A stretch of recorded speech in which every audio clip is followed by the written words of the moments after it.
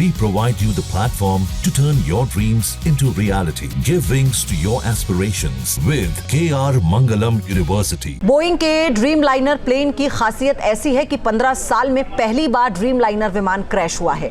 पहली बार ये विमान क्रैश तो हुआ है, लेकिन इस पर सवाल उठ रहे हैं। क्या बोइंग कंपनी ने इन सवालों का समाधान करने की कोशिश नहीं की है? पहले रिपोर्ट देखिए।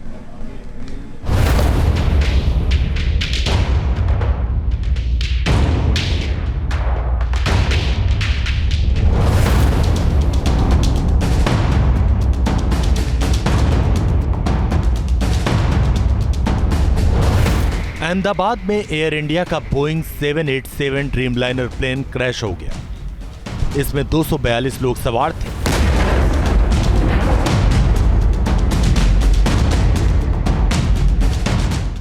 विमान ने लंदन के लिए उड़ान भरी थी, लेकिन कुछ ही देर के बाद यह हादसे का शिकार हो गया।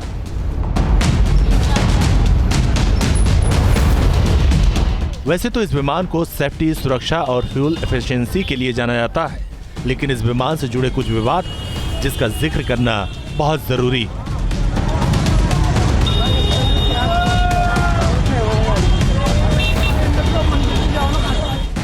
जनवरी 2013 में दो नए ड्रीमलाइनर 7878 विमान की लिथियम आयन बैटरी में आग लग गई थी। इसकी वजह से 3 महीने ड्रीमलाइनर विमानों के उड़ानों पर रोक लगा दी गई थी। कंपनी ने इसमें सुधार के लिए कदम उठाए थे।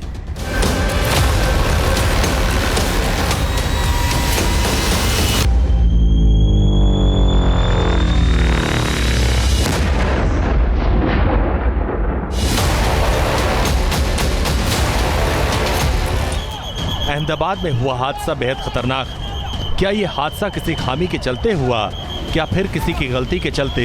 इसका जवाब तो जांच के बाद सामने आएगा। लेकिन बोइंग से जुड़ी कुछ शिकायतें हैं जो अक्सर सामने आती रही है। शिकायतों का एक लंबा इतिहास रहा है।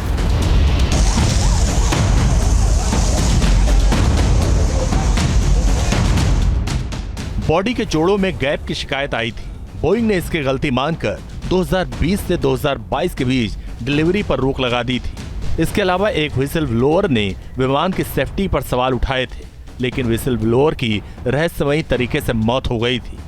इसके अलावा इंजन फेल्योर, ऑयल लीकेज समेत कई टेक्निकल खामियों की शिकायत भी सामने आ चुकी है।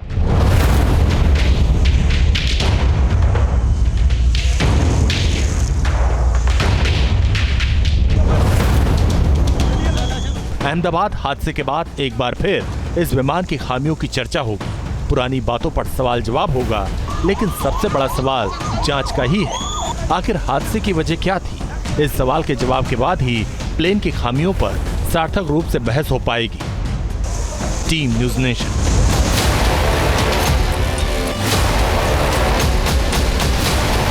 जहां भक्ति है हर शब्द में, कथाओं में छुपे हैं दिव्य रहस्य और ज्योतिष देता है जीवन को दिशा। धर्म से जुड़ी हर बातों को जानने के लिए हमारे चैनल स्तुति को सब्सक्राइब करें।